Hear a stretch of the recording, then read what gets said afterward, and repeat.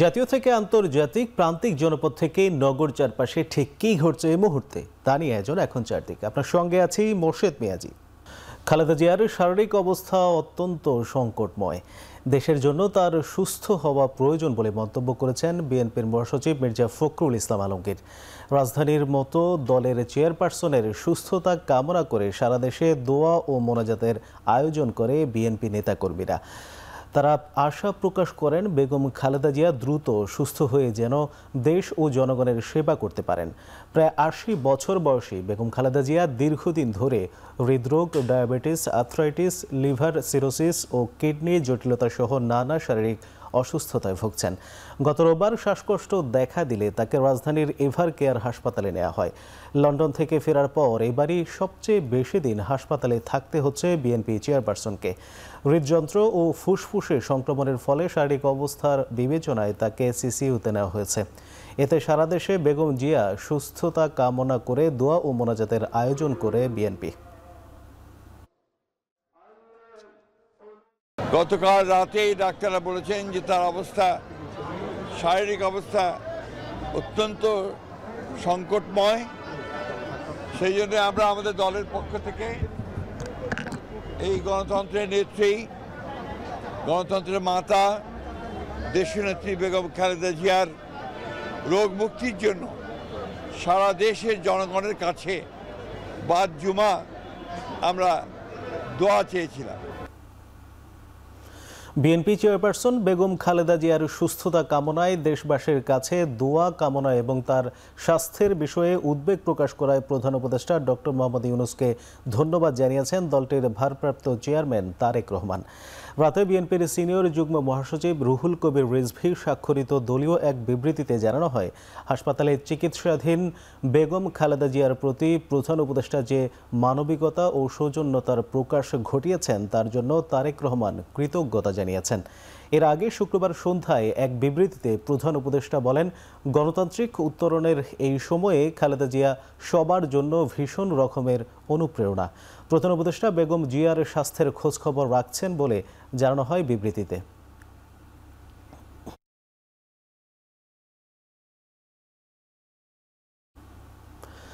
স্বৈরাচার পালিয়ে গেলেও এর প্রেতাত্মারা ষড়যন্ত্র চালিয়ে যাচ্ছে বলে মন্তব্য করেছেন বিএনপি চেয়ারপারসনের উপদেষ্টা জয়নুল আবেদিন ফারুক। শুক্রবার জাতীয় প্রেস ক্লাবের সামনে আয়োজিত এক সভায় একথা বলেন তিনি। এ সময় রাজনৈতিক দলকে নির্বাচনকে বাধাগ্রস্ত করবে এমন কোনো কর্মসূচি না দেওয়ার আহ্বান জানান তিনি। বলেন, স্বাধীনতার বিপক্ষ শক্তির একটি রাজনৈতিক দল নির্বাচন বানচালের ষড়যন্ত্র করছে। বিএনপি ক্ষমতায় গেলে ভেঙে পড়া রাষ্ট্রীয় প্রতিষ্ঠানগুলোকে আবার গড়ে তুলবে। এ সময় রাষ্ট্রীয় প্রতিষ্ঠান ধ্বংসকারীদেরও বিচারের আওতায় আনার প্রতিশ্রুতি দেন জয়নুল আবেদিন ফারুক।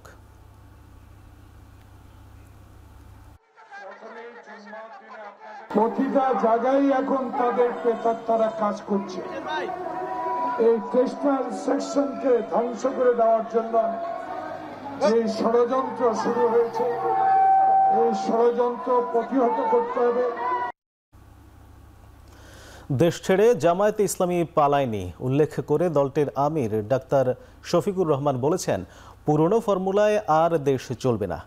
সকালে রাজধানীর ভাসান ডেকে ঢাকা ১৭ সংসদীয় আসনের ভোটারদের আয়োজনে ছাত্র, যুব ও নাগরিক সমাবেশে তিনি এসব কথা বলেন। এ সময় জামায়াতে ইসলামীর সমাবেশে গুলি, নির্যাতন ও হামলা হচ্ছে অভিযোগ করে তিনি বলেন, ভোটের মাধ্যমে এর জবাব দিবে ভোটাররা। বাংলাদেশ জামায়াতে ইসলামী দেশ ছেড়ে পালায়নি। দেশের ভিতরেই আমরা মুহাজির ছিলাম, দেশের মাটিকে কামড়ে ধরেছিলাম, বুকে জড়িয়ে এখানেই ছিলাম, জেল বরণ করেছি, জীবন দিয়েছি, কিন্তু দেশ ছেড়ে আমরা পালাইনি। মানুষ আশা করেছিল ফ্যাসিবাদ চিরদিনের জন্য বাংলার জমিন থেকে খতম হয়ে যাবে, বিদায় নেবে। আফসোসের বিষয়, ফ্যাসিবাদ বিদায় নেয় নাই। ফ্যাসিবাদীদের একটা অংশ বিদায় নিয়েছে, কিন্তু ফ্যাসিবাদ বাংলাদেশে রয়ে গিয়েছে। বাংলাদেশ জামায়াতে ইসলামী দুর্নীতি মুক্ত, চাঁদাবাজ মুক্ত, যুবকদের স্বপ্নের বাংলাদেশ, এই প্রজন্মকে উপহার দেওয়ার করার জন্য মহান আল্লাহর উপর ভরসা করে শপথ করেছে। আমাদের এই যাত্রা থামবে না। আমরা সরকারে গেলাম কি গেলাম না এটি বড় বিষয় নয়, আমরা জনগণের প্রয়োজনে পাশে থাকতে পারলাম কি পারলাম না এটাই বিষয়। 2026, 27 এবং 2028 এর 3 বছরের জন্য জামায়াতে ইসলামীর আমির হিসেবে শপথ নিলেন ডাক্তার শফিকুর রহমান। রাজধানীর মগবাজারের আলফালা মিলনায়তনে শপথ গ্রহণ অনুষ্ঠান পরিচালনা করেন দলের অভ্যন্তরীণ নির্বাচন কমিশনের প্রধান এটিএম মাসুম।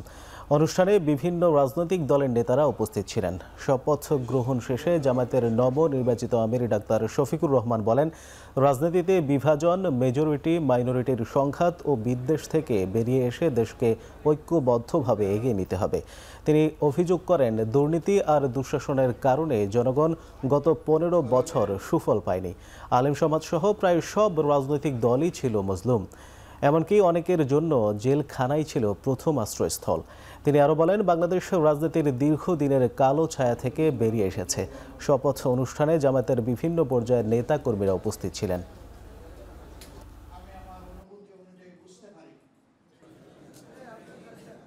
দেশবাসীর প্রতি অনুরোধ জানাবো, কোন দল কিংবা ব্যক্তির দ্বন্দ্ব প্রেমে আমরা কেউ মশগুল হব না। আমাদের প্রেম ভালোবাসা আল্লাহর জন্য, তারপরে এই জমিনের জন্য, তারপরে এই দেশের মানুষের জন্য।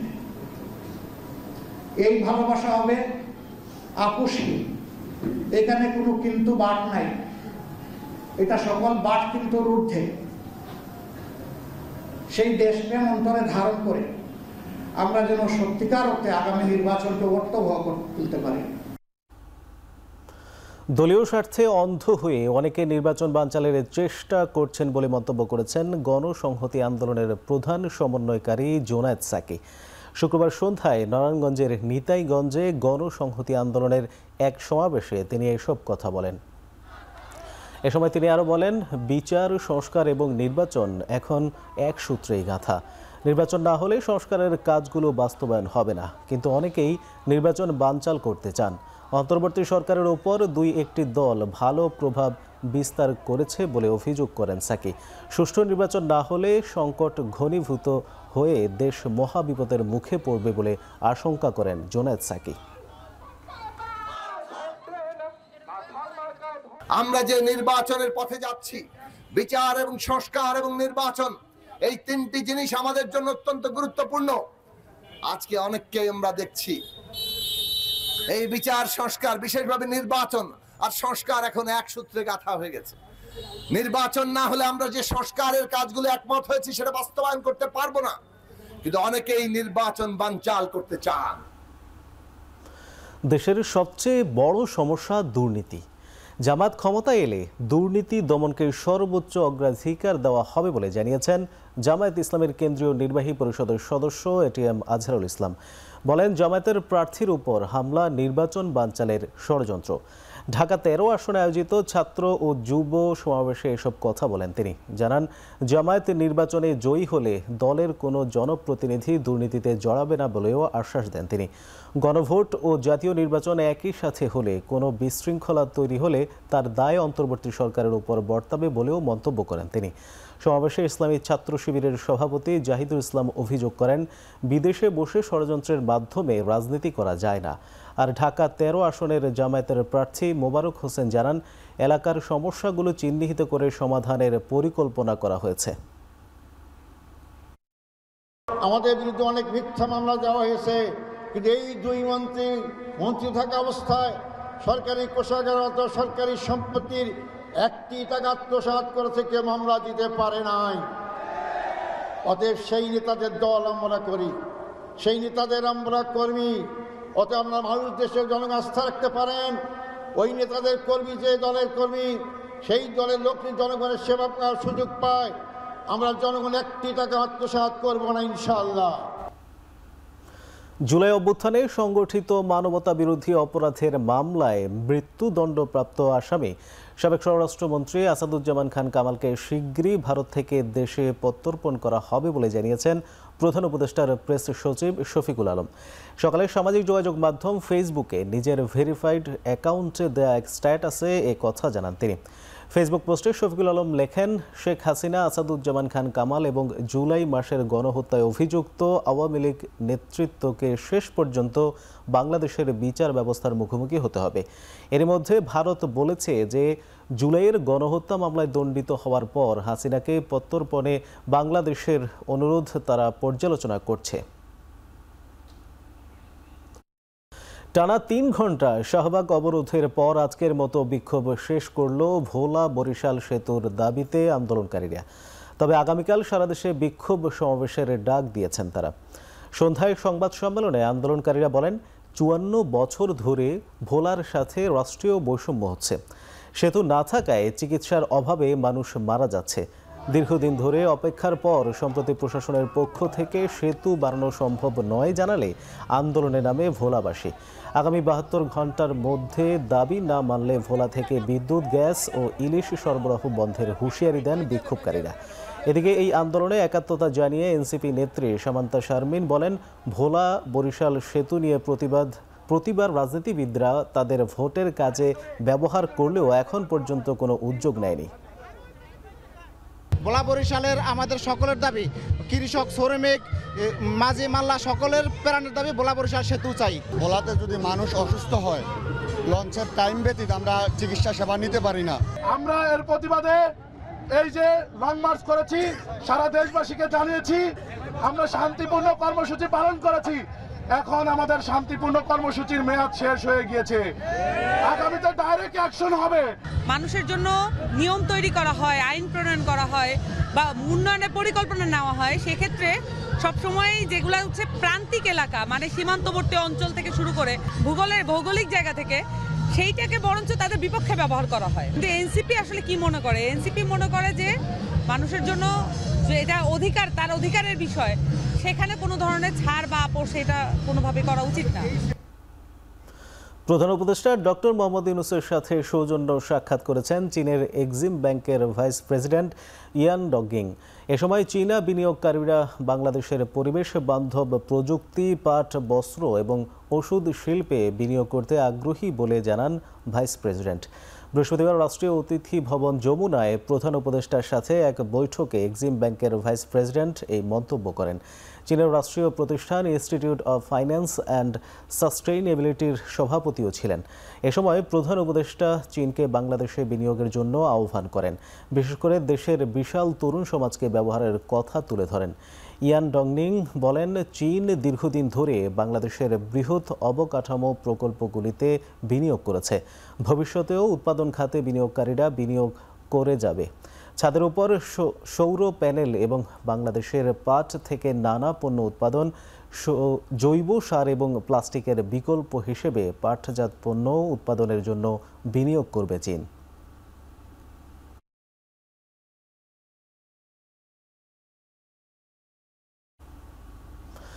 বাউল আবুল সরকারের ধর্মীয় অনুভূতিতে আঘাত আনার প্রতিবাদে বিক্ষোভ মিছিল করেছে হেফাজতে ইসলাম। এ সময় কটূক্তিকারীর সর্বোচ্চ শাস্তি দাবি করেন সংগঠনের নেতাকর্মীরা। জুমার নামাজের পর জাতীয় মসজিদ বাইতুল মোকাররমের উত্তর ফটকে কর্মসূচিতে বক্তারা বলেন, ধর্মীয় অনুভূতিতে আঘাত হানা গুরুতর অপরাধ। তারা আরও দাবি করেন, এমন ঘটনা যাতে কেউ ধৃষ্টতা দেখাতে না পারে সেজন্য সরকারের প্রতি দৃশ্যমান আইনি পদক্ষেপের আহ্বান জানান। আবুল সরকারের কর্মকাণ্ডে যারা সমর্থন দিয়েছে তাদেরও আইনের আওতায় আনার আহ্বান জানান বক্তারা। একই সাথে বাউলদের কার্যক্রম নিষিদ্ধের দাবি উঠে আসে সমাবেশে। যারা তার বক্তব্যকে সমর্থন করেছে তারাও আবুলের মতো ইসলাম বিদ্বেষী হবে। বাংলাদেশের তরুণ জনতার হৃদয়ে রক্ত থাকতে বাউলদের পক্ষ নিয়ে আপনি থাকতে পারবেন না। একটি পক্ষ অন্তর্বর্তী সরকার উৎখাতে বাউলদের উপর মব চালিয়ে ইস্যু তৈরির চেষ্টা করছে বলে অভিযোগ করেছেন কবি ও চিন্তক ফরহাদ মজহার। বলেন, জাতীয় নির্বাচনে ধর্মের কার্ড ব্যবহারের সুযোগ এদেশের জনগণ দেবে না। শুক্রবার বিকেলে কেন্দ্রীয় শহীদ মিনারে বাউলদের উপর ধারাবাহিক হামলা এবং আবুল সরকারকে গ্রেপ্তারের প্রতিবাদে সমাবেশ ও বিচার গানের আসরে এই মন্তব্য করেন তিনি। এ সময় হামলাকারীদের গ্রেপ্তারে সরকারের উদ্যোগকে সাধুবাদ জানিয়ে তিনি আরও বলেন, বাংলাদেশকে যারা সংঘাতের দিকে ঠেলে দিচ্ছেন তারা দেশের জাতীয় স্বার্থ বিরোধী কাজ করছেন। এইসব আন্দোলন করছে বাউলদের বিরুদ্ধে, তারা জাতীয় স্বার্থের বিরুদ্ধে, রাষ্ট্রের বিরুদ্ধে তারা এই আন্দোলন করছে। যদি কারো মনে আমরা আঘাত দিয়ে থাকি, যে কেউ যে কোনোভাবে আঘাত দিয়ে থাকি, আমরা মনে করি এটা অবশ্যই আলাপ আলোচনার মাধ্যমে সমাধান করা সম্ভব। ফ্যাসিবাদের নানান রূপ আছে, তার মধ্যে সেকুলার ফ্যাসিজম একরকম এবং তার পাল্টা, তার মুদ্রার অপর পিঠ হচ্ছে ধর্মীয় ফ্যাসিজম। ধর্মের নামে অপরের অধিকার হরণ করা, ধর্মের নামে অপরকে হত্যা করা, হত্যার ঘোষণা দেওয়া, ধর্মের নামে অপরকে অত্যাচার নির্যাতন করা। আওয়ামী লীগ সরকার উন্নয়নের বুলি আর গাদা গাদা প্রকল্প নিয়ে দুর্নীতির সুযোগ তৈরি করে দিয়েছিল বলে জানিয়েছেন সড়ক পরিবহন ও রেল উপদেষ্টা ফাউজুল কবির খান। সকালে চট্টগ্রামের আগ্রাবাদে সড়ক ভবনে কর্মকর্তাদের সাথে এক মত বিনিময় সভায় এই কথা বলেন তিনি। এছাড়া অনেক প্রকল্পে কস্ট বেনিফিট চিন্তা না করেই করা হয়েছে বলেও জানান উপদেষ্টা। রেলে তো ভয়াবহ দুর্নীতি। রেলের যে প্রকল্পগুলোর নামে এই যে আমাদের এই যে চট্টগ্রাম এই যে 2000 প্রকল্প কিংবা চট্টগ্রাম কক্সবাজার, ভয়াবহ দুর্নীতি হয়েছে। এগুলোর একমাত্র কারণ হচ্ছে দুর্নীতি। এই যে এই প্রকল্প পরিচালক নামে একটা সৃষ্টি হয়েছে, এরা কিন্তু এইসব গুলোকে করে, ওই দুর্নীতি করার জন্যই প্রকল্প হয়। আমরা সেগুলো থেকে সরে আসে, সেটা সড়কেও তাই, রেলেও তাই, অন্যান্য জায়গায়ও তাই। রাজশাহী ওয়ার্ড বিএনপি নেতার বহিষ্কার আদেশ প্রত্যাহার হওয়া নিয়ে বিএনপির দুই গ্রুপের মধ্যে সংঘর্ষের ঘটনা ঘটেছে। শুক্রবার সন্ধ্যায় রাজশাহী নগরীর কোচ বুলনপুর এলাকায় এই ঘটনা ঘটে। রাজশাহী মহানগর বিএনপির রাজপাড়া থানার সভাপতি মিজানুর রহমান জানান, সদ্য বহিষ্কার প্রত্যাহার হওয়া ওই ওয়ার্ডের সাবেক কাউন্সিলর রকিব উদ্দিন টুনু 4 নম্বর ওয়ার্ডের দলীয় কার্যালয়ে নির্বাচন পরিচালনা কমিটির সভায় দলবল সহ যোগ দেয়। এ সময় বহিষ্কার আদেশ কেন কি করে প্রত্যাহার হলো তা নিয়ে হট্টগোল করে ওয়ার্ড বিএনপির সভাপতি রুহুল আমিন টুটুলের গ্রুপের সমর্থকরা। এক পর্যায়ে উভয় পক্ষ সংঘর্ষে জড়িয়ে পড়ে। এ সময় বেশ কয়েকটি ককটেল বিস্ফোরণের ঘটনা ঘটেছে।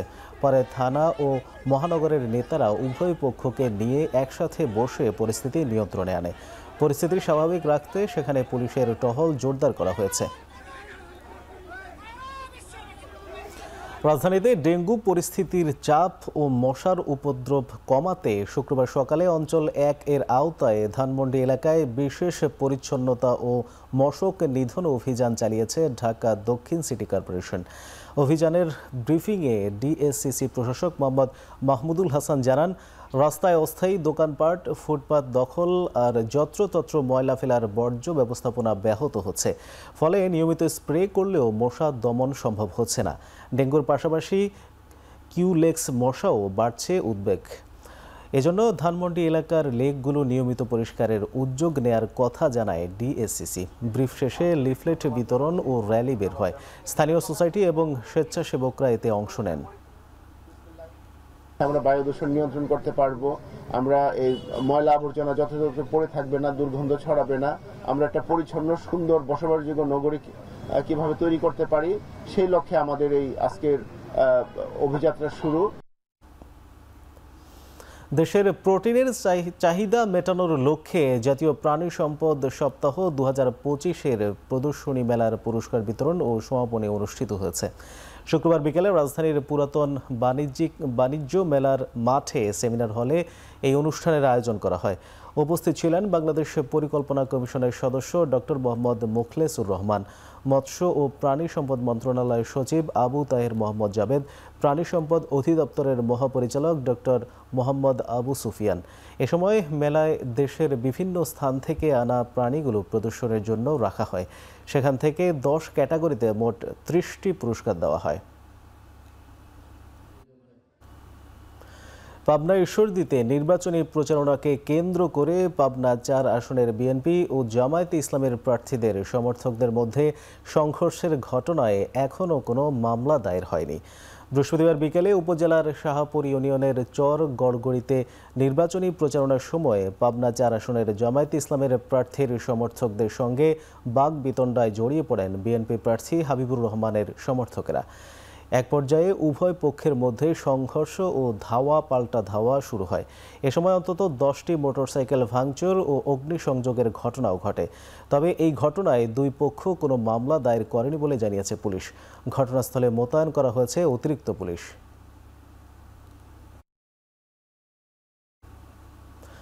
ব্রাহ্মণবাড়িয়ায় আধিপত্য নিয়ে প্রতিপক্ষের গুলিতে সাদ্দাম হোসেন নামে এক সাবেক ছাত্রদল নেতা নিহত হয়েছেন। গুলিবিদ্ধ হয়েছেন আরও ৩ জন। বৃহস্পতিবার সন্ধ্যা ও দিবাগত রাতে 2 দফায় শহরের কান্দিপাড়ায় গোলাগুলি হয়। পুলিশ জানায়, এলাকায় আধিপত্য নিয়ে জেলা স্বেচ্ছাসেবক দলের আহ্বায়ক দেলোয়ার হোসেন দিলীপের সঙ্গে স্থানীয় লায়ন শাকিলের বিরোধ দীর্ঘদিনের। এর জেরে বৃহস্পতিবার সন্ধ্যায় কান্দিপাড়ার মাদ্রাসা রোডে দিলীপের লোকজনকে লক্ষ্য করে গুলি চালায় লায়ন শাকিল ও তার সমর্থকরা। এতে গুলিবিদ্ধ হন 3 জন। গুলির ঘটনায় জড়িতদের গ্রেপ্তারে পুলিশের অভিযান চলাকালেই রাত 2টার দিকে কান্দিপাড়া এলাকায় সাদ্দাম হোসেনকে গুলিবিদ্ধ অবস্থায় পাওয়া যায়। তিনি দিলীপের সমর্থক ছিলেন।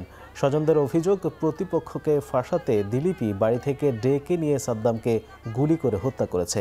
যদিও অভিযোগ অস্বীকার করে দিলীপ জানান, রাজনৈতিক প্রতিপক্ষ তাকে ঘায়েল করতে সাদ্দামের পরিবারকে বিভ্রান্ত করছে।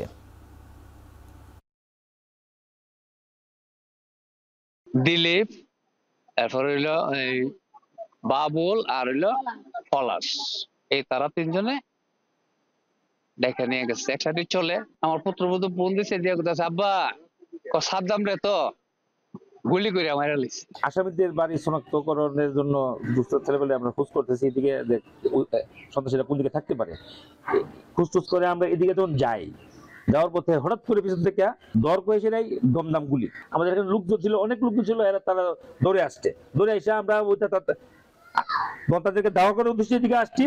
তখন এসে দেখি সাদ্দাম মাটিতে লুটায় পড়ে আছে। সাদ্দাম আমার সঙ্গে দীর্ঘদিন যাবৎ চলাফেরা করে, ও আমার সঙ্গে 24 ঘন্টা থাকে।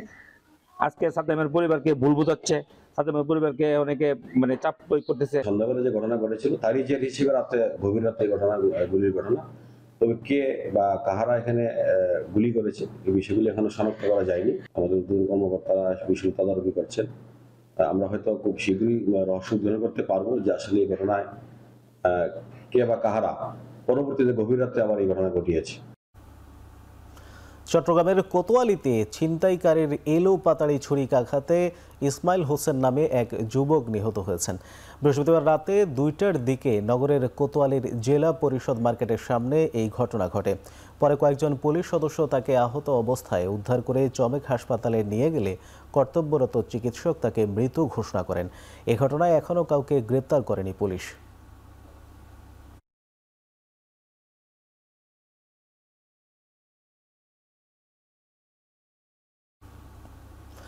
ঢাকার ধামরাইয়ে নিখোঁজের 3 দিন পর হৃদয় হোসেন নামে যুবকের মরদেহ উদ্ধার করা হয়েছে।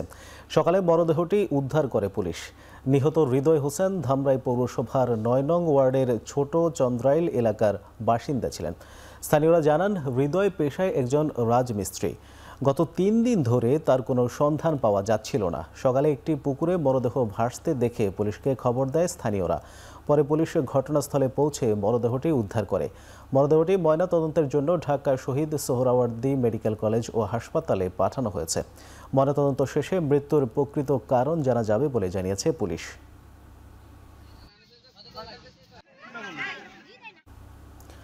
সাভারের হেমায়তপুরে একটি বহুতল ভবনের আন্ডারগ্রাউন্ডে লাগা আগুনে পড়েছে কয়েকটি কাপড়ের দোকান। আগুনের তীব্রতা কম থাকায় অল্প সময়েই আগুন নিয়ন্ত্রণে আনতে সক্ষম হয় ফায়ার সার্ভিসের 2টি ইউনিট। তবে এতে হতাহতের কোনো খবর পাওয়া যায়নি। বৃহস্পতিবার দিবাগত রাত 11টার দিকে হেমায়তপুরের 4তলা একটি ভবনের আন্ডারগ্রাউন্ডে থাকা কাপড়ের দোকানে আগুন লাগে। ফায়ার সার্ভিস জানায়, আগুনের সংবাদে 2টি ইউনিট দ্রুত ঘটনাস্থলে পৌঁছে রাত 3টার দিকে আগুন সম্পূর্ণ নিয়ন্ত্রণে আনতে সক্ষম হয়। আগুনে কয়েকটি দোকান পুড়ে গেছে, তবে কেউ আহত হয়নি। ফায়ার সার্ভিসের প্রাথমিক ধারণা, কোনো একটি দোকান থেকেই আগুনের সূত্রপাত। আগুন লাগার কারণ ও ক্ষয়ক্ষতির পরিমাণ নির্ণয়ে তদন্ত চলছে। বরিশালে কীর্তনখোলা নদী থেকে চোরাইকৃত কয়লা ও লাইটার ভেসেল সহ 12 চোরা কারবারিকে আটক করেছে কোস্টগার্ড। শুক্রবার ভোরে চরমোনাই এর আনন্দঘাট এলাকায় অভিযান চালায় কোস্টগার্ড। এ সময় সন্দেহজনক একটি লাইটার ভেসেল তল্লাশি করে প্রায় 1,10,00,000 টাকা মূল্যের চোরাইকৃত কয়লাসহ 12 চোরাই কারবারিকে আটক করা হয়। আটককৃত ব্যক্তিরা প্রাথমিক জিজ্ঞাসাবাদে কোস্টগার্ডকে জানায়, মোংলা হিরন পয়েন্টে অবস্থানরত একটি বিদেশি জাহাজ থেকে অবৈধভাবে এসব কয়লা পাচার করা হচ্ছিল। জব্দকৃত কয়লা ও পাচারকালে ব্যবহৃত লাইটার ভেসেল ও আটককৃত চোরা কারবারিদের পরবর্তী আইনানুগ ব্যবস্থা গ্রহণের জন্য বরিশালের কোতোয়ালি থানায় হস্তান্তর করা হয়েছে। চাঁপাইনবাবগঞ্জের সীমান্তে 3টি আগ্নেয়াস্ত্র ও 6 রাউন্ড গুলি উদ্ধার করেছে বিজিবি। শুক্রবার সকালে চাঁপাইনবাবগঞ্জের 59 বিজিবি ব্যাটালিয়নের সংবাদ সম্মেলন করে এসব তথ্য জানানো হয়েছে। সংবাদ সম্মেলনে বিজিবি জানায়, গোপন সংবাদের ভিত্তিতে বৃহস্পতিবার রাতে জেলার শিবগঞ্জ উপজেলার চকপাড়া সীমান্তে অভিযান চালানো হয়। এ সময় 3টি বিদেশি 1 শুটার গান ও 6 রাউন্ড গুলি উদ্ধার করে বিজিবি। দেশের অভ্যন্তরীণ আইন শৃঙ্খলা পরিস্থিতি বিঘ্নিত করতে সন্ত্রাসী কার্যক্রমের জন্য ভারত থেকে এসব আগ্নেয়াস্ত্র আনা হয়েছে বলে প্রাথমিকভাবে ধারণা বিজিবির। ময়মনসিংহের ভালুকায় উথুরা ইউনিয়নে বিএনপির পক্ষ থেকে সাধারণ মানুষের মধ্যে 14,000 শাড়ি ও লুঙ্গি বিতরণ করা হয়েছে। বিএনপির ভারপ্রাপ্ত চেয়ারম্যান তারেক রহমান ঘোষিত রাষ্ট্র কাঠামো মেরামতের 31 দফা জনগণের কাছে তুলে ধরার কার্যক্রমের অংশ হিসেবে শুক্রবার দুপুরে এই শাড়ি ও লুঙ্গি বিতরণ করা হয়। অনুষ্ঠানে প্রধান অতিথি হিসেবে উপস্থিত ছিলেন ময়মনসিংহ দক্ষিণ জেলা বিএনপির যুগ্ম আহ্বায়ক ও ভালুকা উপজেলা বিএনপির ভারপ্রাপ্ত আহ্বায়ক মোহাম্মদ মুর্শেদ আলম। এ সময় স্থানীয় বিএনপির অঙ্গ ও সহযোগী সংগঠনের নেতা কর্মীরা উপস্থিত ছিলেন। দিনাজপুরের চিরির বন্দর উপজেলা শহরের হাসপাতাল মোড়ে বিএনপির পথসভা অনুষ্ঠিত হয়েছে। পথসভায় প্রধান অতিথি হিসেবে বক্তব্য রাখেন চিরির বন্দর খানসামা আসনের সাবেক এমপি ও বিএনপির মনোনীত প্রার্থী আলহাজ আখতারুজ্জামান মিয়া। দিনাজপুর 4 আসনে বিএনপিকে জয়ী করতে নেতাকর্মীদের ঐক্যবদ্ধভাবে কাজ করার আহ্বান জানান তিনি। নেতাকর্মীদের উদ্দেশ্যে বলেন, রাজনীতি তার পেশা নয়, দায়িত্বশীলতার জায়গা। চিরির বন্দর ও খানসামা বিএনপির বিপুল সংখ্যক নেতাকর্মী এ সময় উপস্থিত ছিলেন।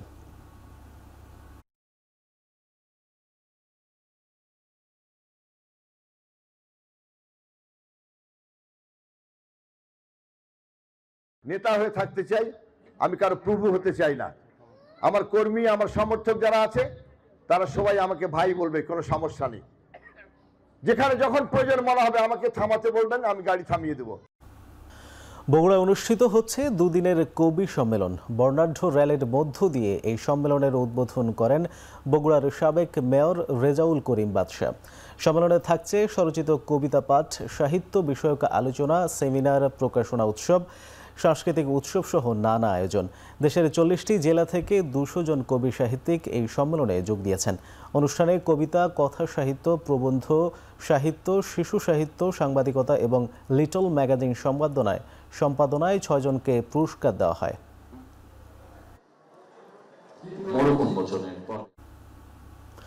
রাজশাহীর বরেন্দ্র জাদুঘরে দিনব্যাপী অনুষ্ঠিত হয়েছে ঐতিহ্য উৎসব ও প্রদর্শনী। বাংলাদেশের সমৃদ্ধ ইতিহাস, সাংস্কৃতিক ঐতিহ্য, লোকজ শিল্প, নৃত্য, সঙ্গীত ও বহুমাত্রিক সংস্কৃতিকে উদযাপনের লক্ষ্যেই এই আয়োজন করা হয়। শুক্রবার সকাল 10টায় রাজশাহী বিশ্ববিদ্যালয়ের উপাচার্য এই উৎসবের উদ্বোধন করেন। এ সময় সাঁওতাল আদিবাসীর লোকেরা নেচে গেয়ে উৎসবের সূচনা করেন। পরে এই আয়োজনের সাথে যুক্ত ইউনেস্কো, যুক্তরাজ্যের দুরহাম বিশ্ববিদ্যালয়, ব্রিটিশ কাউন্সিলের প্রতিনিধিরা জাদুঘরের বিভিন্ন প্রত্নতাত্ত্বিক নিদর্শন ঘুরে দেখেন।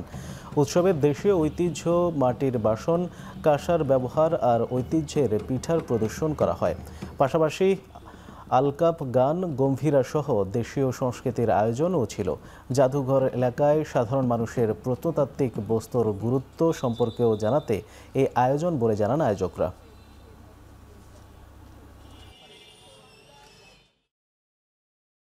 সংরক্ষণের জন্য যেটা করা দরকার আমার কাছে মনে হয়েছে যে আমাদের উত্তরবঙ্গের বা যে কালচারাল যে বিষয়গুলো ছিল, প্রত্নতাত্ত্বিক যে বিষয়গুলো ছিল, এখানে তার নিদর্শন অনেকগুলোই গ্যালারিতে আছে।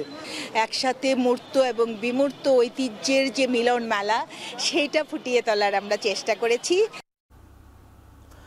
ময়মনসিংহে বাংলাদেশ কৃষি বিশ্ববিদ্যালয়ে শুরু হয়েছে 2 দিনব্যাপী 3rd ন্যাশনাল ক্যারিয়ার কার্নিভাল। সকালে বিশ্ববিদ্যালয়ের সৈয়দ নজরুল ইসলাম কনফারেন্স হলে কার্নিভালের উদ্বোধন করেন বাংলাদেশ কৃষি বিশ্ববিদ্যালয়ের ভিসি ইনচার্জ অধ্যাপক ডক্টর GM মুজিবুর রহমান। এরপর ACI-এর ঊর্ধ্বতন কর্মকর্তা, কৃষি উদ্যোক্তা, আই ফার্মার কর্তৃক কর্মশালা সহ বিভিন্ন প্রতিষ্ঠান এবং বর্ণিল কলেবরে সাজানো হয় পুরো আয়োজন।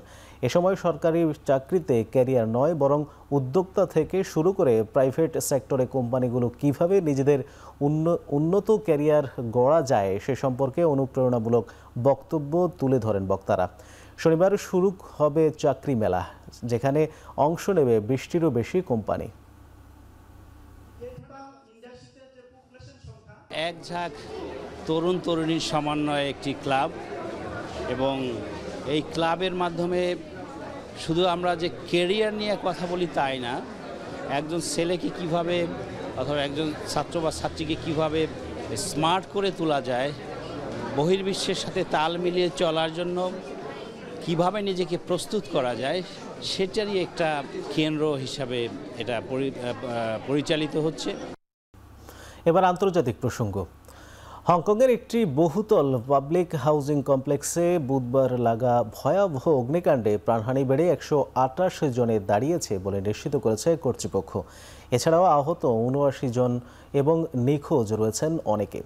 24 ঘন্টারও বেশি সময় পর শুক্রবার সকালে আগুন নিয়ন্ত্রণে আসার পর অগ্নি নির্বাপন অভিযান শেষ করার কথা জানায় দমকল বিভাগ।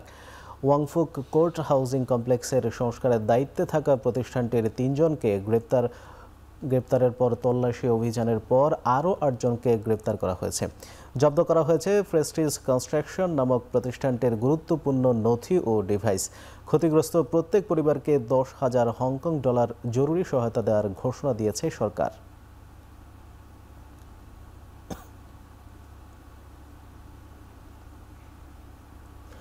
পদত্যাগ করেছেন ইউক্রেনের প্রেসিডেন্ট ভলোদিমির জেলেনস্কির চিফ অব স্টাফ অ্যান্ড্রি ইয়ারমেক।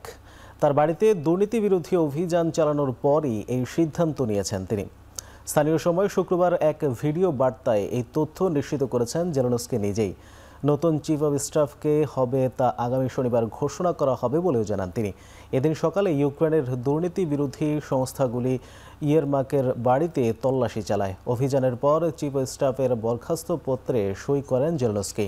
54 বছর বয়সী ইয়ারমাক রাশিয়ার সঙ্গে যুদ্ধে জেলেনস্কির সবচেয়ে ঘনিষ্ঠ উপদেষ্টা ছিলেন। চলমান যুদ্ধ বন্ধে মার্কিন সমর্থিত শান্তি আলোচনায় ইউক্রেনের আলোচক দলের নেতৃত্ব দিচ্ছিলেন অ্যান্ড্রি।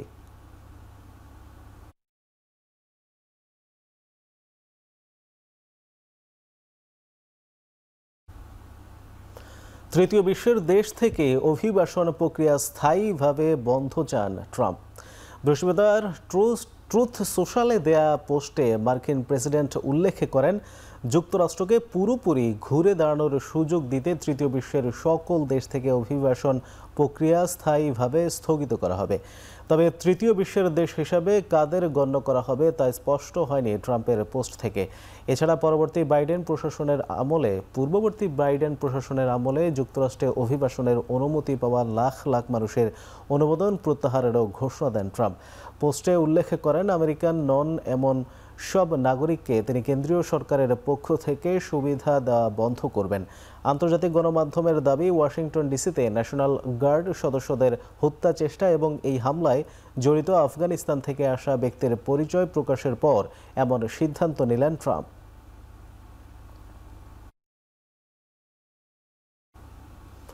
অর্থনৈতিক অনিশ্চয়তা সত্ত্বেও ব্ল্যাক ফ্রাইডেতে যুক্তরাষ্ট্রে ক্রেতার সংখ্যা ছাড়াতে পারে অতীতের সব রেকর্ড। থ্যাঙ্কস গিভিংস ডের পরদিন যুক্তরাষ্ট্র, কানাডা, চীন সহ বিশ্বের বিভিন্ন দেশে ব্ল্যাক ফ্রাইডে। দিনটিতে বিশাল মূল্য ছাড়ের উৎসবে কেনাকাটায় মেতে ওঠেন অনেকেই।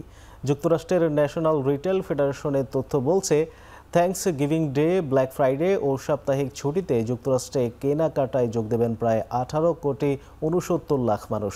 ওয়ালমার্টের ব্ল্যাক ফ্রাইডের অফার চলবে 1 ডিসেম্বর পর্যন্ত। অ্যামাজনেও চলছে অফার। তবে গেল বছরের তুলনায় এবার বিভিন্ন পণ্যের দাম বাড়তি বলে অভিযোগ ক্রেতাদের।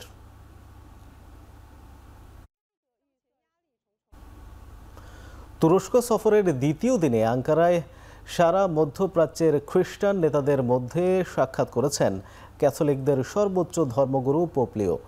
পোপ হিসেবে দায়িত্ব নেয়ার পর তার প্রথম বিদেশ সফর এটি। শুক্রবার পোপকে এক নজর দেখতে রাস্তার দুপাশে ভিড় করেন অসংখ্য মানুষ। ইস্তানবুলের ল্যাটিন রাইট হোলি স্পিরিট ক্যাথেড্রালে বিশপ, যাজক ও কর্মীদের উদ্দেশ্যে বক্তব্য দিতে গিয়ে তিনি এই অঞ্চলে খ্রিস্টানদের প্রাচীন উপস্থিতির কথা তুলে ধরেন। তুরস্কে বসবাসরত বিভিন্ন সম্প্রদায়ের মানুষ এবং তাদের সাংস্কৃতিক বৈচিত্র্যের প্রশংসা করেন পোপ। এছাড়াও নানা বৈষম্যের শিকার ক্যাথলিক সম্প্রদায়ের মানুষদের ধর্মের পথে থাকতে অনুপ্রাণিত করেছেন তিনি।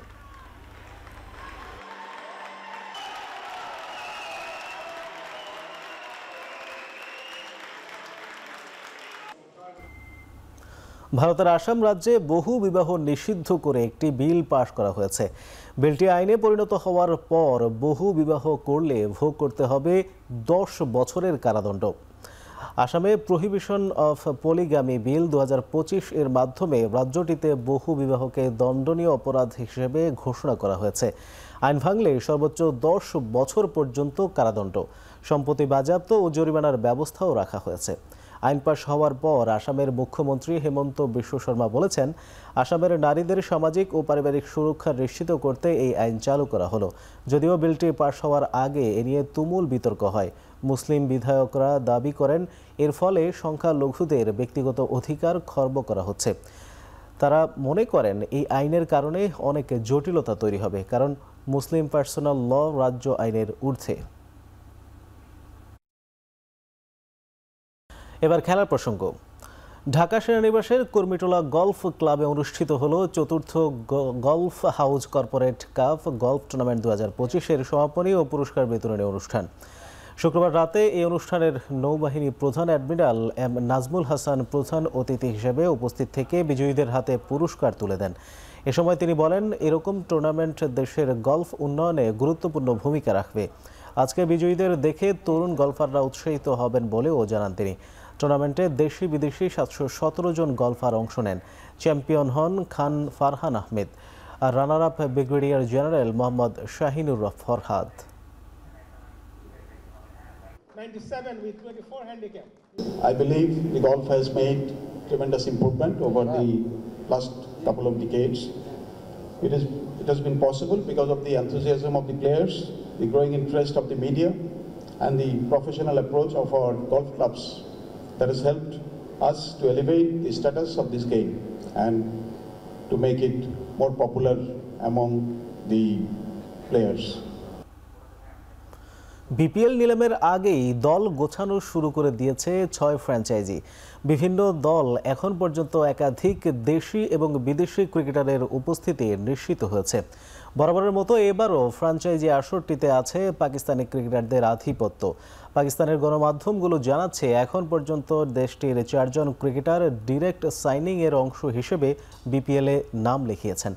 লেগ স্পিনার আবরার আহমেদ যুক্ত হয়েছেন নতুন নামে আসা চট্টগ্রাম রয়্যালসে। সিলেট টাইটান্স নিশ্চিত করেছে সাবেক পেসার মোহাম্মদ আমিরকে। বিপিএলে 36 ম্যাচে 52 উইকেট আছে আমিরের। একই দলে দেখা যাবে ওপেনার সাইম আইয়ুবকে, আর ঢাকা ক্যাপিটালসে দেখা যাবে টপ অর্ডার ব্যাটার ওসমান খানকে। গেল আসরে তিনি খেলেছিলেন চিটাগং কিংসের হয়ে।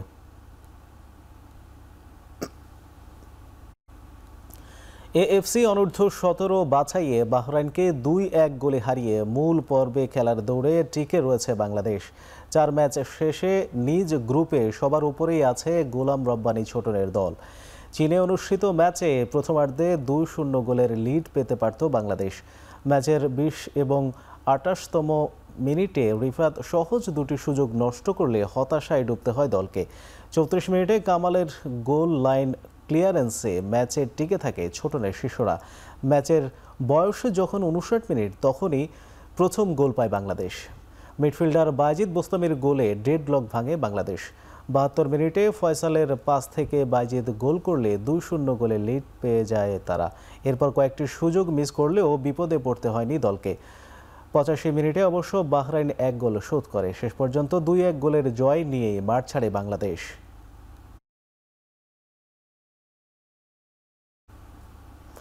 এদিকে প্রথমবারের মতো অনূর্ধ্ব-17 বিশ্বকাপ জিতেছে পর্তুগাল। দোহার খলিফা আন্তর্জাতিক স্টেডিয়ামে আরেক ইউরোপের দেশ অস্ট্রিয়াকে 1-0 গোলে হারিয়ে শিরোপা ঘরে তুলল ক্রিশ্চিয়ানো রোনালদোর উত্তরসূরিরা। ম্যাচের 32 মিনিটে বেনফিকার মূল দলে খেলা সেন্টার ফরওয়ার্ড আনাসিও কারাল গোল করে পর্তুগালকে লিড এনে দেন। বিরতির আগে আর কোনো গোল না হলে 1-0 গোলের লিড নিয়েই বিরতিতে যায় পর্তুগিজরা। বিরতির পর ফিরে অস্ট্রিয়াও চেষ্টা করে ম্যাচে ফেরার, তবে পর্তুগালের রক্ষণ ভেদ করে গোল আদায়ে ব্যর্থ হয় দলটি। আর কোনো গোল না পেলে 1-0-তে জয় নিয়ে নিজেদের বিশ্বকাপ মিশন শেষ করে পর্তুগিজরা। যুব বিশ্বকাপে এর আগে 1989 সালে তৃতীয় হয়েছিল পর্তুগাল।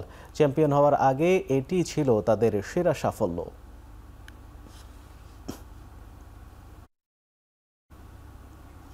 শেষ করছি এখন চারদিক। এখন টেলিভিশন ওয়েবসাইটে দেখতে ভিজিট করুন www.ekhon.tv। এছাড়া ফেসবুকে দেখতে ভিজিট করুন facebook.com/tv.ekhon এবং ইউটিউবে দেখতে ভিজিট করুন youtube.com/c/ekhon tv।